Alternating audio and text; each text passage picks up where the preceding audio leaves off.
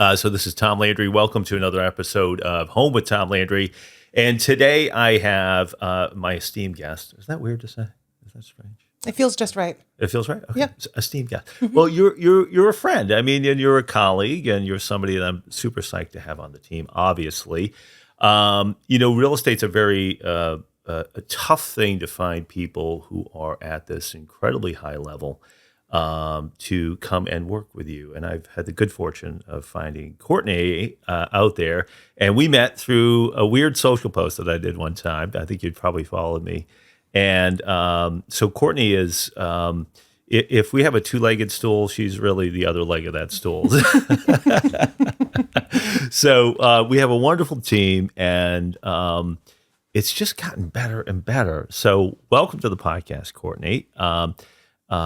Maybe you can share a little bit about your background. I know you have a tremendous amount of experience. And what I have said to you when we first, I think we were at, what's the tiger place that we met? What's the name of that? Paper Tiger. Paper Tiger down the old port, which is very, very cool. So we met for a quick lunch or like an egg sandwich. I think I had 2 servings of lunch. Of course. Which is usual.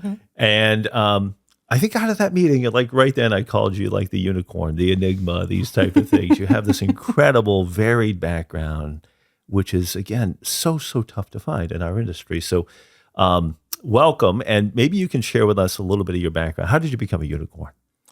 Oh, my goodness. Well, I didn't know I was a unicorn until Tom told me I was a unicorn. So thank you for that. I've been in the industry about a decade now. I'm just very, very fortunate. I've worked with some really, really incredible people. I've worked really supporting real estate agents most of my real estate career. I always say there's 2 types of people. There's the people that have that personality where they love selling houses and they're really, really good at that. And they're usually very ADHD type almost. And that's not me. That no, is definitely not you. Yeah, that's other people. Yeah. Other people. Yeah. Hate the paperwork, hate the admin, hate the legalese of it all. And then there's the other type of person that thrives in that environment and loves rules and rigidity and black and white and structure and processes and all of that. And that's me. So I've really worked kind of in the background with real estate agents for about a decade. I also very fortunate that I worked with Maine Listings, the statewide MLS for Maine. I've done a lot of work with the Maine Association of Realtors. And from there, I was director of operations for a really amazing real estate brokerage in Portland. Worked with a lot of really amazing people. And then I had the opportunity to step into this role as Chief Operating Officer of Benchmark. And it was definitely a whirlwind. Was not expected, but my God, it's been almost a year, which is crazy to me. Yeah. Flew by. Coming up on a year. We just talked about that the other day. It feels like yesterday. It's crazy. But it's been incredible. Well, if I can chime in a little bit, because I don't think you're giving yourself full credit. You can do both. So you may not think of yourself as that side, and what you have is this incredible strength on the process side and the paperwork side and all those things. But I could leave you and let you do, like yesterday, a showing and work with a buyer or a seller, and you nail it. So again, it's that unicorn. It's that both sides of that transaction base, which I do think you're right. A lot of true salespeople, it's just like the paperwork sucks. Right. They're not detail orientated. But again, it's been refreshing to have you be able to fill in for me, which is no small task. It is not. No, those are big shoes to fill sometimes. Yeah. But no, I would totally agree. That's actually been pretty new for me, where over the past year, I've had the opportunity to be much more client facing, and as a real estate agent, actually get to practice real estate a lot more, negotiating and showing and putting things under contract and all of those buzzwords. And you seem to like that. I really do. Yeah. And it's great to have like the support of you and, our staff. We just have a really, really great team. That's like a finely tuned engine. So I think we all lean on each other and we all work together so well that it just works. It's always interesting bringing in somebody new But and there's always that. We went through that as well. Any team does when they bring in Yeah. somebody It else. gets weird for a Yeah, for second. maybe the 3 months or, Yeah. or 4 or 5. But really, as you just said, I'm sitting here nodding my head about, God, we seem in sync right now. Yeah. Right? Yeah. Yeah. Yeah. Absolutely. Yeah. You almost can't use that word in sync. We got to come up with something Right. else. Right. Yeah. But we seem in tune. Yeah. Yeah. That's better. Yeah. Yeah. Yeah. Yeah. Yeah. Absolutely. Yeah. So we're looking forward to this fall. Obviously, we've got a bunch of things happening. We just came out with that newsletter. And if you're not seeing it, anybody out there, and you're not part of our mailing list, obviously you can email landryteam@benchmarkmaine.com. And yeah, I'm thinking we maybe spend some time working through that, talk about what's happening right now, and looking forward to maybe the holidays and what's happening as well. So maybe first and foremost, I want to let everybody know that the holiday party is set. This just happened in the last 24 hours. And it is going to be December 13th. Once again, I think it's the third year at Maine Craft Distilling. And that's on Inner Washington Avenue. Plenty of parking. It's a great facility. We're in that back blending room for Maine Craft. There's a separate room back there for kids for the Dreamhouse Drawing Contest. Maddie will have her stickers. Maddie Moo Designs. And it's part of thank you for you guys doing great things for us and referrals and giving us the opportunity to work with you as buyers and sellers, which, of course, we're humbled by. But also, it's great to meet other folks, right? Obviously, it's a busy event. It's one of the best networking events of the year. And again, it's 4 to 7 December. That's Friday the 13th. Friday the 13th. That's maybe why it was available. Yep. So That checks out. So at Maine Craft Distilling. So mark your calendars. We'll send this out as an actual invite to you all. So that's first and foremost, and that's big news. We love that area. So that was like your first day or somewhere around there, right? Yeah, that was really what kind of sucked me into this hurricane to begin with. Honestly, it was you really needed some help getting because the holiday party. It's a big undertaking. There's thousands and thousands of clients that we reach out to. All of the logistics and all of the planning that goes on behind the scenes. It's a lot. So that was how I got involved to begin with. And then Tom said, "Hey, by the way, you're a rock star." And here we are. Yeah. Oh, and another thing about the holiday party is, we each year feature a nonprofit, a local charity, and preferably somebody who has a headquarters here in Greater Portland, to feature and have there as a guest. And we have not determined who that is. So we're going to take this out to the social group of the world here, whether it's on Instagram or Facebook, and ask you who we should have there. Part of them being there is to create awareness, right? Raise a little bit of money for them, but it's more about creating awareness of what they're doing and creating that money and volunteer base going forward. So let us know. Send us an email, landryteam@benchmarkmaine.com, or look for that social post about what local charity and nonprofit that we should have there and feature. Now, we got a little bit of time, but we don't have a lot, and we want to be planning ahead for that. So we'll get that information out soon. Yeah. So, all right. Cool. So that's exciting. We also have, obviously, in thinking about the newsletter, again, if you didn't see it, let us know. We'll send that out to you. But the first thing on there, I think, was this priced out of Portland. And tonight, it's Tuesday, and obviously you're not going to see this in time for getting that. But it's today the 8th. I'm so sorry. Yes. I believe so. Tuesday the 8th. Yes. So tonight at City Hall is the second meeting for Recode Portland to be introduced to the City Council. And it may be one of the last times that people can get out there and participate in this process. Now, the document hasn't been touched really and significantly in the last 70 years.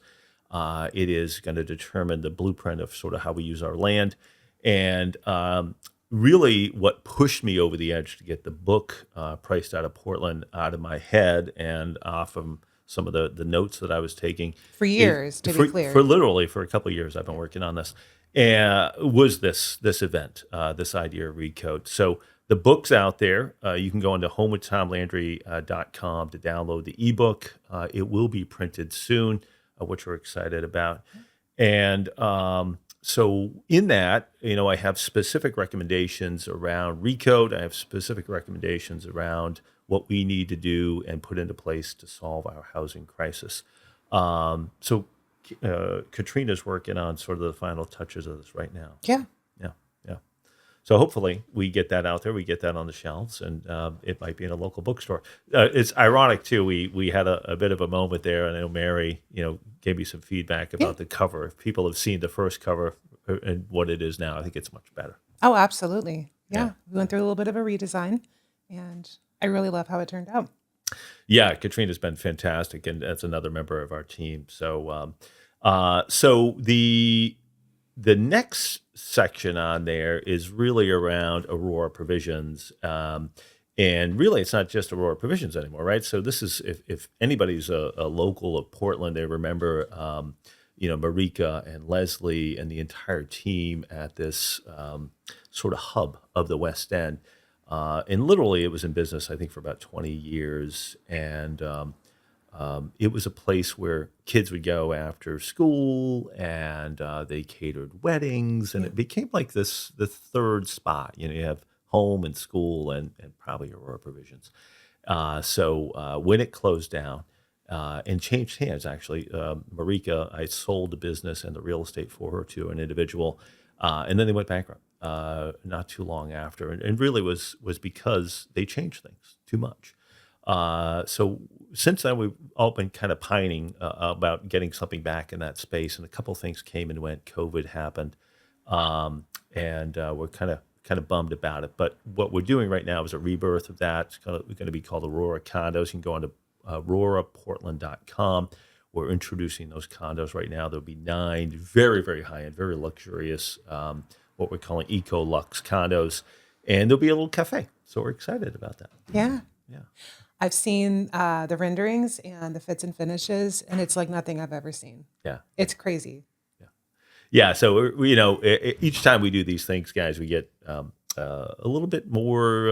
I don't know if it's ambitious or each site is a little bit different. We've done more basic units and smaller units. I mean, from where we're sitting right now on India Street, right up at the end of the street here, was the former Angela Adams building, and I converted that from warehouse space where Angela Adams had her rugs and her showroom to small condos, and those averaged about 300 square feet. So they became very, very affordable for Yeah. people, right? So depending on the property, the potential for it, we go from stuff that's very high end to something that's very affordable, which is kind of nice. But at every Yeah. moment, it's been sort of this high design and kind of fun stuff. So, Yeah, I mean, it's truly like nothing I've ever seen before. And I think that if you're going to do something like that, especially in such an iconic space, you don't want it to just be like another, not to be spicy, but you just don't want it to be another just basic condo in Portland. Yeah. There's enough of those. It needs to be something that's very much so next level. Right. And from what I've seen, it's definitely going to be. You are having a grand opening.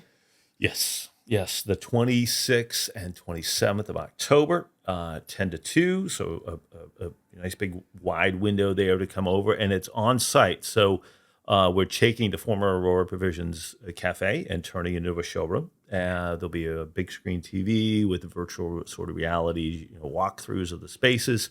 It's amazing what they can do now with Yeah. that stuff.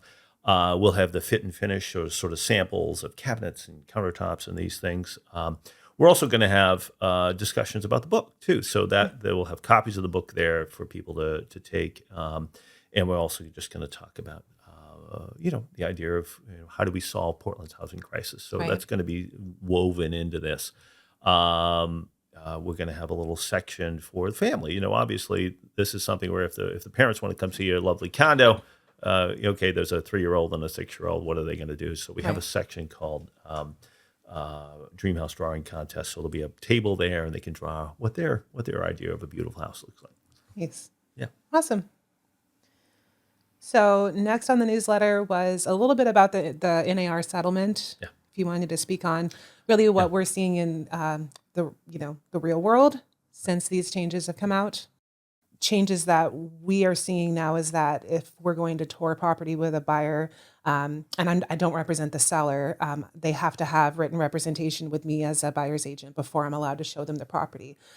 I do almost prefer that a little bit. It takes, I think it just introduces more transparency into our arrangement. Yeah, I mean, just to chime in on that a little bit, there was a time in the past, right, when people would be like, no, I don't want to Right. sign up with you, right? Right. This commitment's happening too quickly, right? I just want you to show it to me, and then maybe I'll Yeah. even work with you, sort of, for a few weeks Right. and test drive this thing. Oftentimes we went along with that as agents, but it kind of sucked too Right. because you could be exploited with that, right? And then Absolutely. you're showing people a whole bunch of things, and the next thing you know, they ghost you and they buy something with somebody else. So Right. I agree with you. I like it. So anybody who's out there and in sort of the old days, right? This idea of, hey, you don't pay me anything, right? Buyer. That also has gone out the Right. window because there needs to be transparency in this, and you are potentially going to have to pay as a buyer that buyer broker. So that's that part of that conversation. And the documents have changed a little bit now over the course of time. It's always, at least in the state of Maine, been you're either going to pay me, right, a flat fee, could be an hourly rate, or a percentage of the purchase price, or cause me to be paid. So through your purchase of that, then you cause me to be paid by the seller out of their proceeds. It's just a little bit more clear now because the idea is there's going to be fewer potentially sellers who, when they list their properties, say, hey, I'm automatically just going to do this, which has sort of been the case, at least maybe 70, 80, 90% of the time, depending on the market that you're in, where the listing agent has already pre-negotiated what that buyer broker is going to make. That's not always the case now. So therefore, again, the documents are much more clear about before you go into that property, Mr. Buyer, you better be aware that you may have to pay that person who's touring you through. At the very top, it says commissions are not set by law and are always negotiable. And I think that's great. That was always the case, but I'm glad that it's in writing now so people understand. It's interesting, and I say this in the newsletter. I get a tremendous amount of questions on this, and it's something where even folks who have bought and sold several times, who are fairly sophisticated, and obviously we have a lot of stuff going on in our lives, So just because you and I, this is what we live and breathe every single day, and we monitor this, and we're a part of these sessions with the National Association of Realtors, the Maine Association of Realtors, interpreting the rulings. Obviously nobody's going to pay attention to that. So Right. they're getting sound bites from the news, right? Right. So they get this information. They go, hey, Tom, do we even have to pay commission anymore? Do Yeah. we just pay the selling agent anymore? Is Right. that all we have to do? So again, there's a ton of confusion around these type of things. And, you know, I literally had somebody ask me the other day, so 6% is gone, and Right. I don't have to do that anymore. I said, well, You never did. you never did, exactly. You never had to do that, and so don't think that was a must, and don't think that this changes that. You could have people again for $500 or $1,000 or enter only, you probably should find the person who's the most qualified and experienced in your area to help you do this type of thing, and then should you upend this process that has worked well. And my point is in that email, no, whether you're a buyer or a seller, if you're a buyer, you want to be working with somebody who's Right. touring you around and helping you say, not only execute that and win in a potentially competitive market, how do you make your offer stand out, right? Right. But on the flip side of that, how do you make sure that you're protected, right? So that you get a great inspection, that you get the right mortgage, that you're asking the right questions, whether it's a condo or a single family. So you need that representation. It's the most important financial decision of our lives. So if you just think about that, okay, then I probably should have a guy that's done this 50 times, Right. 100 times, 150 times, right? And on the selling side too, yeah, it's existed. This has occurred for 100 odd years, or really probably since the beginning of somebody selling somebody else's cave, right? So a long time. And the person who sold 15 caves or 150 caves is probably better qualified than you, the cave owner, Right. to do this all by yourself, or just hire the person who's going to do it for a discount. So don't upset the apple cart, right? Continue with what we're doing. But really, when it comes to sellers, it's a matter of whether we can advertise the commission. Doesn't mean you don't offer a cooperating commission to a buyer broker, but we can't advertise that on multiple listings. So, Right. yeah. If you have questions, certainly reach out to us. We're happy to talk to you about it. Um, when we're meeting with sellers, we're advising them again to stick with the status quo. There may be a little bit of a difference in the paperwork, but if I'm working with you, my advice to you is we want to make sure that your property is seen by the widest group of people possible, right? And to put the burden of paying for that representation, right? If that buyer comes in to see your property and then they know out of their pocket or outside of the deal, they have to come up with 5, 10, 15, 20 or more $1,000 outside of the transaction. That's going to be intimidating to them. And it isn't the agent not showing the property. The buyer may not come see your property because they have that tension Right. around that, right? If you as a seller are continuing with the way this has been done, right, all along, right, then that's going to be a little bit easier. And you're probably going to have your house shown more. And you're probably going to sell when your other neighbors sit because they're cheaping out on this, right? They think they're saving, but they're actually going to sell for less and wind Right. up in an inferior spot. So sellers, stick the course, but call, let us know. Buyers, obviously, work with somebody who's qualified. This isn't finding somebody with a bunch of codes to get you into houses and as a tour guide. This is serious stuff. So get somebody who's super qualified in your area to help you make a good decision. We look at this stuff obviously every day, right? So it's like we have this real information. We look at it every month, month over month. Um, you know, we all, see, or at least, it's reported on at the beginning of each month by the National Association of Realtors and the Maine Association of Realtors. And these are press releases that come out. And they talk about, the median sale price, days on market, these type of things for, usually it's a single family house statewide, right? Um, and it's a look usually at, say, October of this year versus October of last year, and they're trying to see these trends. I think that's good information to have. Don't get me wrong, right? We look at that for Portland, but we also want to look at, okay, well, what is October different than September and August and July, right? And then looking at it more globally, right? Like you just talked about, okay, what is the trend? So 1 month may be up and down, but let's look at those quarters. Let's understand that because really that's where the true information lies. So what Right. did the first quarter and second quarter? How's that different than the third? And how is this year different than last year? So um, it's a lot of information, and really the message to you out there, Mr. and Mrs. Client, or potential client, is we really monitor it. And what we're trying to do is then say, w- let's bring you the best information. Is this a time to be ambitious about what you list for? Is this a time to be very realistic about what you list for? Is it trending down? Is it trending up? Because it makes a huge difference, right? As a buyer, how do you navigate that? Are we heading into a time where it's going to be slower, where there's less competition? And then as a seller, on the flip side of that, should you wait? Should you not wait? Should we push the top? So we're trying to bring you the best and most comprehensive information we can, and that's why we look at this stuff. So yeah, I mean, let's just pause around the median sale price going over 600 grand for Yeah. the first time ever, right? We just looked at this, and I highlight this in Priced Out of Portland, the book, where last year's numbers, we looked at it over a decade, and if you look at the decade, from 2014 up to 2023, I think it was, or 2013 up to 2023.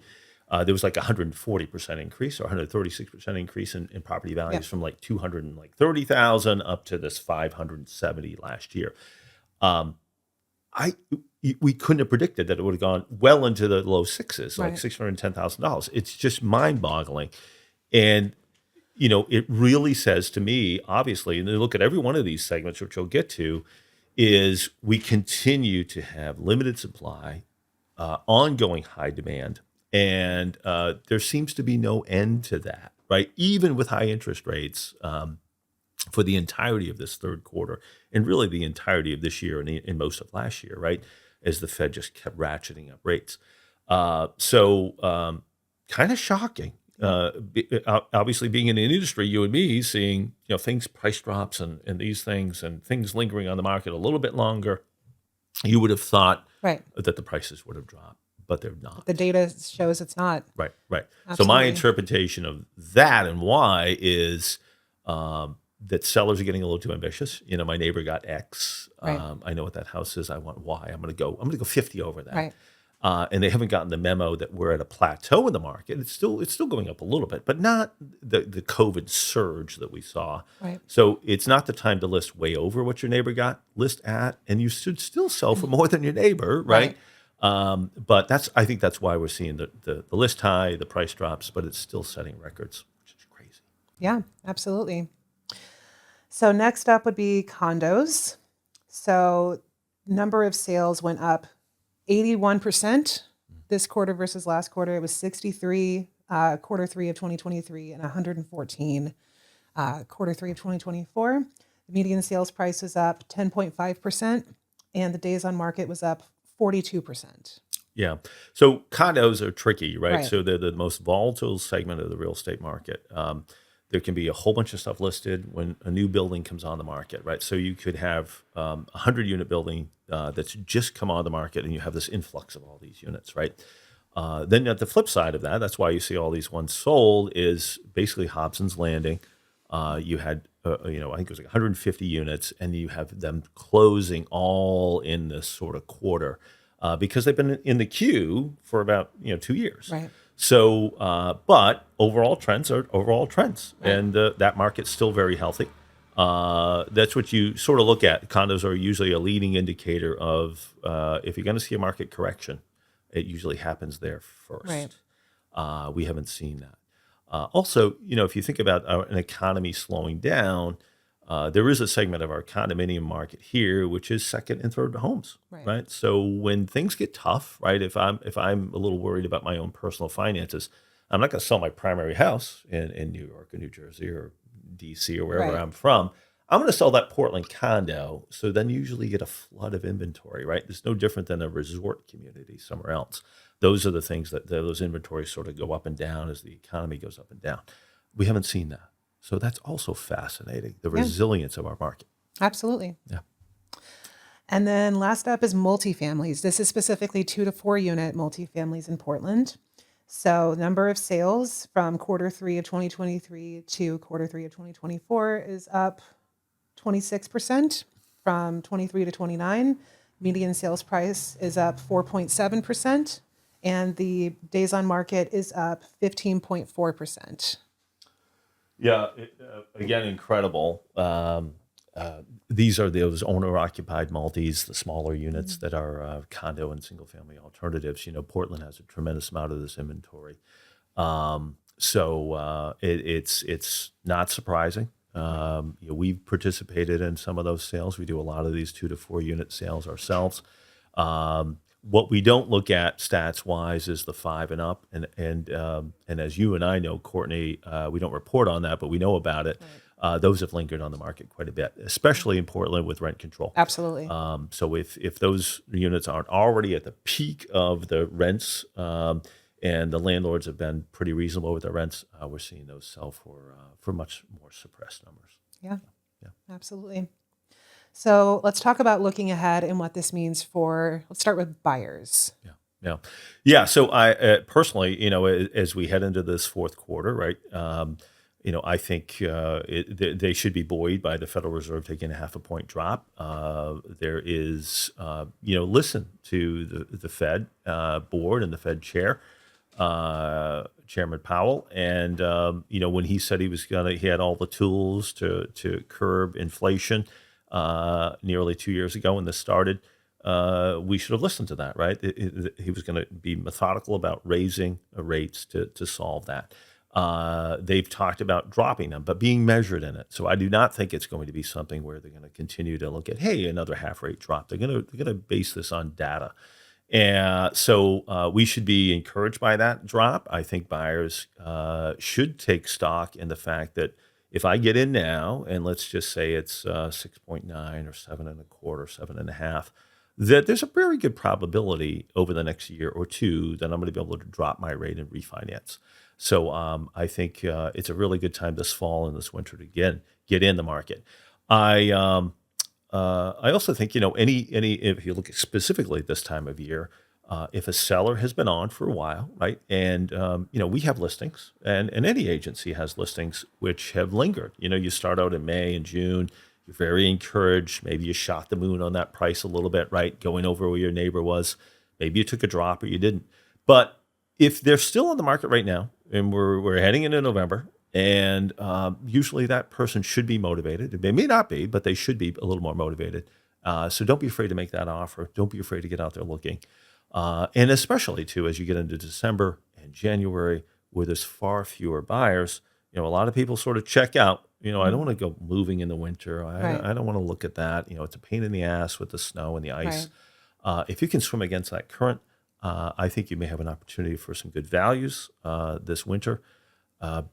Because I worry about the spring. I worry Right. if the Fed takes Yeah. another drop or two, I think we're going to be back in bidding war territory. Absolutely. Yeah. So I want to sort of pause around this and maybe go macro a little bit, right? So buyers, to me, if we think about global trends, and we talk about this a little bit in the book, where we are right now is, in my opinion, the beginning of this big renaissance, right? So if we think about Portland and this trajectory, we're sort of over here. Right. We're going over here. And that may be crazy to think about because, I've been doing this for 20 odd years and I grew up in Greater Portland because of all of the changes that we've seen. You go back 25 years, 300 grand was a mansion on the West End, guys, right? The value increases are shocking. But buyers, newsflash, we're at the beginning of this. I was just talking with a client about this. You've got the Rube Institute going in, right? Which is the old B&M factory. Yep. You've got UNE moving their entire medical campus and dental campus to UNE's campus on the former Westbrook College site on Stevens Avenue. I just came from an event, and we're going tomorrow to another event at USM's Portland campus, which is becoming a world-class campus in our city. You have world headquarters a stone's throw from here, and more and more and more happening. You also then add in climate change, and we're coming off some disasters in the south and another level, 4 or 5 hurricane coming in, and maybe another one after that. 120 degrees for months on end in Arizona and Texas. Atmospheric rivers, droughts within mega. Guys, there's a whole bunch of our country and a whole bunch of trends that are saying we're going to increase in our population significantly, which means Right. values are going to increase. If you as a buyer don't get in now and you Right. wait a year or 2 or 3, it's not going to be 610 anymore or 609. It's going to be 7. It's going to be 8. And in the book, what we project by 2030, the median sale price for a single family home is going to be over $1 million. Yep. So get in now. Don't worry about rates, Right. because you're going to be further priced out unless you want to drive an hour or two. So that's my message right now. This winter is going to be a great time. Get out there, shop, find a good buyer broker. Yeah. So on the flip side of that is, obviously, this is the time when, like almost any time, you need somebody there with you, right? It's a bit of a tricky market, like we've talked about. If you start too high, you get stale. Is it an inverse relationship if you go too high and you linger too long? So you need somebody who knows the numbers, monitors them like we talked about, and can advise you on where you go on this continuum. Because anything in the world falls on it's going to go instantly and you're maybe going to undersell on the lower side or have a bidding war, right? And then, hey, we can try this. So you don't want to have somebody who doesn't really know the market or is telling you an artificially high number to placate to you and only to have you sell for less. Absolutely. So I think it's important to have somebody there on your side that really knows your local market. Number 2 is, I do think we're at this bit of a plateau right now. I think I personally, there's a window now if you want to sell in the fall where it's been much more mild going into even the beginning and middle of December. So I think there's a nice bump this time of year. So if you're going to get on quickly this fall and try it. If you don't and can't, then reach out to us. As you know, Courtney, we have something called Launch versus List. It's super exciting. And we come in and I think we approach the sale of a property very, very different. It's not do the minimum, get it online and try to make the maximum. It's really advising you room by room, interior, exterior, on what you should do to remove distractions for buyers. And then really get ready for the most important day of a listing is that picture day, right? So how it looks online is more important than how it looks even in person because you got to get them there. So work with us. We can meet with you now. We have local contractors to help you get that property ready and work with you throughout the entire winter or spring to, let's just say you're preparing probably in April's a really, really good month to list, trying to beat some of the other people to the market. We can even take fall pictures now when the gardens look still good and the trees look good. So reach out to us ahead of time. So I think it's a great time to be an owner and a seller. But again, if you want to list this fall, do it quickly. If not, let's wait till the spring. Yeah, I think to expand on that, I think the data shows that this just is not the same market that it was in, say, spring of 2021. It's just not. You got to work for it a little bit more. There was a time where sellers just listed their property, didn't really do anything to it. Bed was probably left unmade in the pictures, and nobody cared. Right. Nobody cared. They would still get $100,000 over sight unseen from somebody in another state, and 20 more offers, literally 20 more offers.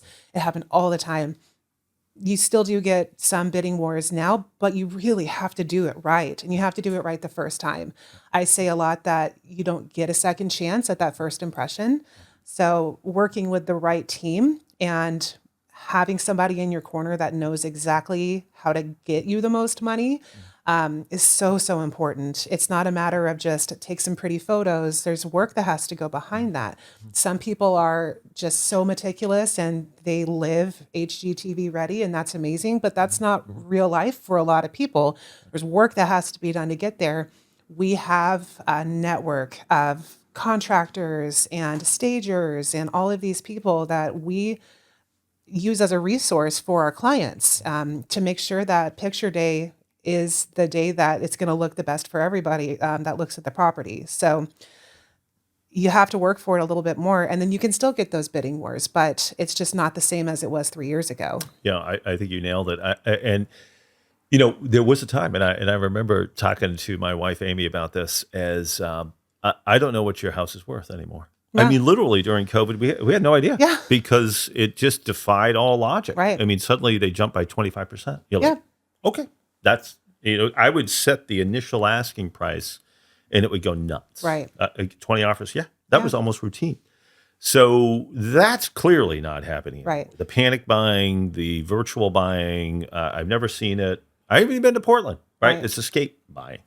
However, it's still good, but it's tricky. It's leveled off. And again, you got to go to market very purposely. And I think one of the things we do, and you guys do, especially the team back at the office, is all of that other work that happens. There's a lot of people out there that can take good pictures, right? There's photographers, right? Yeah. Getting the prep done ahead of time, right? That's critical. What you should do, where you should do it, where you should spend your limited time and resources, right? How much you should do, removing those distractions. Right. So choosing the right things.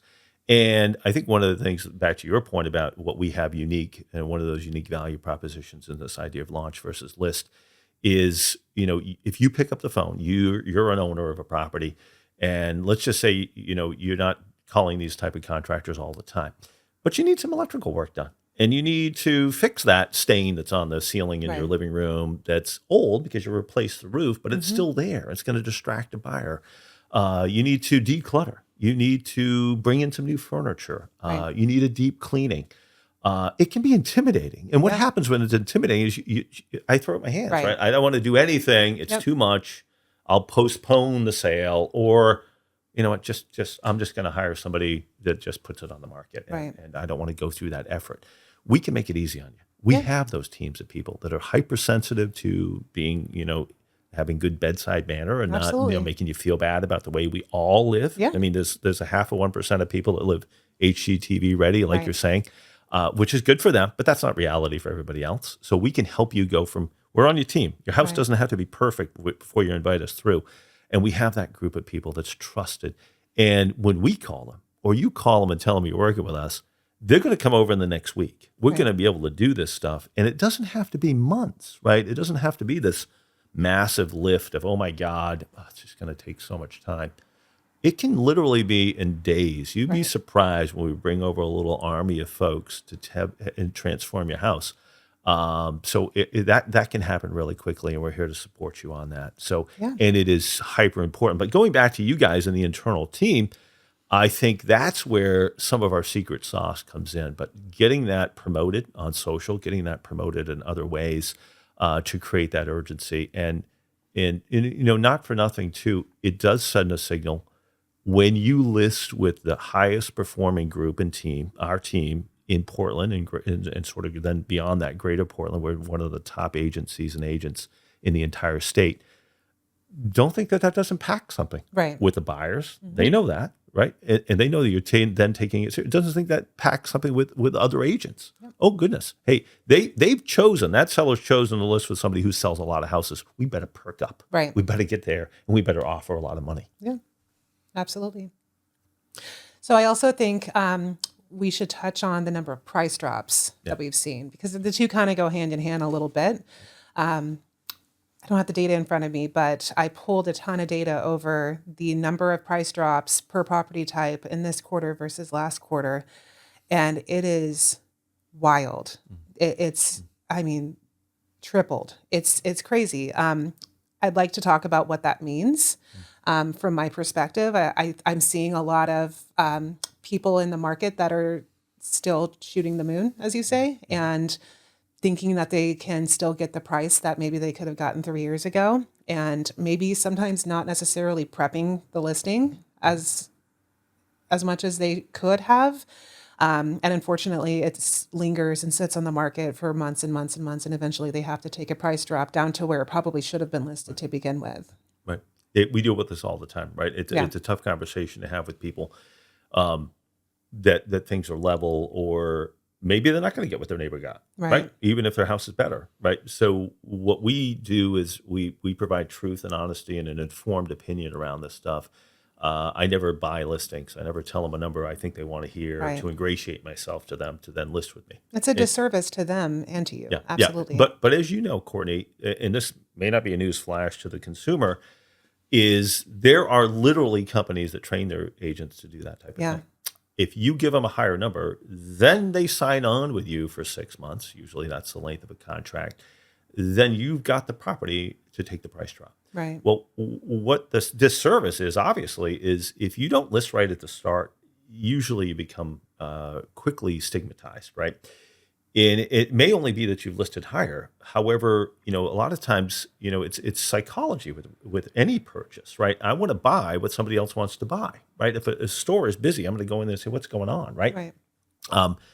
On the reverse of that is I don't want to buy what somebody else doesn't want to buy. Right. And if something's listed and lingers in a market where things are typically going, let's just say in weeks, and maybe a month, then that buyer psychologically is going to say, whether they can articulate it or not. What's wrong with this? What's wrong with it? What am I missing? Yeah. What's going on here? Why do I want it if somebody else doesn't want it? What am I missing? Right. Yeah. And then you open yourself up to lingering. And if they do offer, they can offer much less. Yes. And by the way, they're going to do inspections and they're going to beat you up out of them because there's no fear of losing it. Right. Right. So be super cautious around that. This isn't something where you just go with somebody again who tells you a number that feels good. Right. You need that real dose of that information. And I really think that's what's happening out there. It's a combination of sellers who don't want to hear it, and more likely than not, agents who haven't gotten the memo. And let's just be honest. This is an industry where I call it a big tent, right? And a lot of people under that tent. Right. There's a lot of agents, and a lot of agents who have very, very varied skill sets and experience. And it's very tough for the consumer to discern who's the most qualified, competent, experienced, et cetera, when you think, hey, I'm a real estate agent, or I have my license, right? Well, what does that mean? So be cautious. If you're getting a knee replacement, if somebody in your life has a legal battle, you want to choose the person who does more knee replacements in that general area than anyone else, right? It's your knee. Right. You want to make sure that your family member, if they're in a legal bind, works with, if they can find them, the best person, the sharpest person to get them off of something they didn't do. Real estate's no different than that. It's actually as important as either of those type of things because it's one of the most important, again, financial decisions of your life. So choose wisely. Don't just choose anybody. Right. So I think that's why we're seeing this is people just going too high and then having to take drops. But the interesting stat is they're still selling for at or over what they were. Right. Absolutely. Yeah. Well, I think all of that just really circles back to the thought of just trust the data and trust your agent at the end of the day. Yeah. If somebody hires us, I hope that they are really trusting the information that we're giving them. Sometimes it's maybe not what they want to hear. They want to get up to a certain amount, and unfortunately, that's just not where the market's at. It's so important to trust your real estate agent and trust the information that you're being given. Right. We're not going to just go off of vibes and say, sure, I think that you can probably get that. Let's see if that works. That's not a very wise decision, and it's a disservice to you as our client to recommend going that route. We have to look at the data. We have to look at not what's listed, what's actually sold in your area recently, not 2 years ago, like within the last 90 days, what's actually sold that's comparable to this house. That's why you have a real estate agent that has that expertise and experience. That's all they do every day is look at this data, look at all of these comps. And when they give you their recommendation, it's usually for a reason. You have to trust the process. Right. Sometimes you list maybe at or a little bit under so that you can drive up that bidding war. There's a method to the madness usually, but you have to trust the agent. Yeah. Yeah. Absolutely. And choose the right agent. So Yes. the other factor there too is going back to the height of COVID when the bidding wars were happening, we would frequently, and this, Courtney, and we've started to not do this quite as much as predicted the bidding war might happen because Right. they're not always happening, and they're happening much less frequently now. Right. So I wouldn't bank on listing low, artificially too low, Right. and thinking you're going to get that bidding war. It's not happening as much now, and you have to be super cautious Right. around that. So going back to the price continuum, we give people a low, a medium, and a high. Typically we're on the end of being a little more reasonable, right? Because the last thing you want to do is wind up at the same finish line 6 months later, usually, Right. right? Because it's usually not the same finish line, right? It's usually a lower finish line, Right. and your best chance of selling and selling for the highest amount is in that first 2 or 3 weeks, right? Because that's when you're first on the market. You get all the buzz around that. It gets back to that stigmatized property. So definitely, reach out to somebody who's local, reach out to somebody who's highly experienced. There is a methodology. Some people want to interview 3 different agents. That's fine. But if you're not listing with the top 1, 2, or 3 people in that particular market for that type of property, you're taking a huge risk Yeah. by not doing that. Absolutely.